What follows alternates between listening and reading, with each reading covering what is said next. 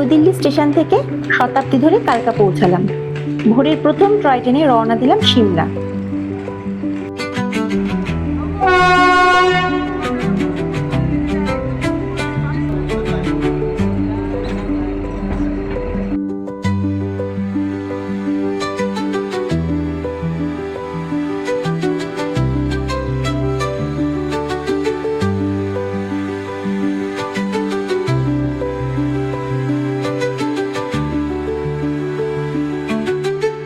সিমলাতে 2 দিন কাটিয়ে পথ ধরলাম মানালি, সোলাং, শিশু, অটল টানেল, মণিকরণ, কাসল দেখবো বলে।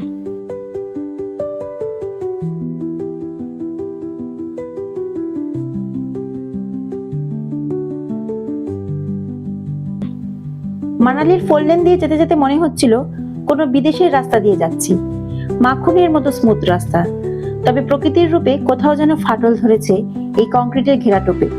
টানেলের পর টানেল, মনে হলো 2018 সালে দেখে আসা সেই সৌন্দর্য প্রযুক্তির কল্যাণে বেশ কিছুটা রং হারিয়েছে। অবশ্য যারা প্রথম যাবেন তারা বেশ উপভোগ করবেন। পরিবর্তন তো ঘটবেই সময়ের সাথে। মানালি পৌঁছে ঠান্ডায় প্রায় জমে গেলাম, -7 ডিগ্রি। সিমলা আর মানালির এয়ারবিএনবি বাড়িটা অপূর্ব ছিল। পরের দিন গেলাম সোলাংখালি, চারিদিক বরফে বরফ। অনন্য অভিজ্ঞতা, খুব মজা করেছি।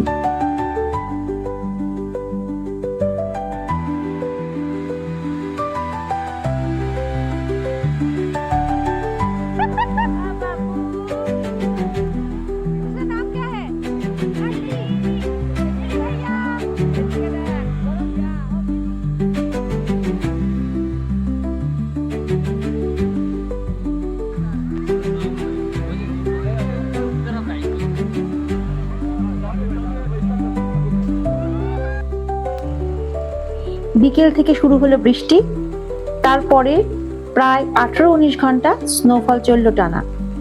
পরের 2 দিনের বাকি সব প্ল্যান ভেস্তে গেল। রাস্তা বন্ধ হয়ে গেছিল বরফে। ফেরার দিন ধসের মুখে পড়লাম।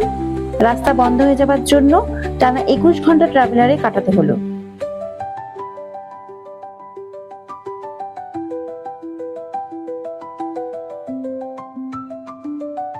অ্যাডভেঞ্চার মনে হলেও অনেক বড় বিপদ থেকে অবশেষে বাড়ি ফিরলাম।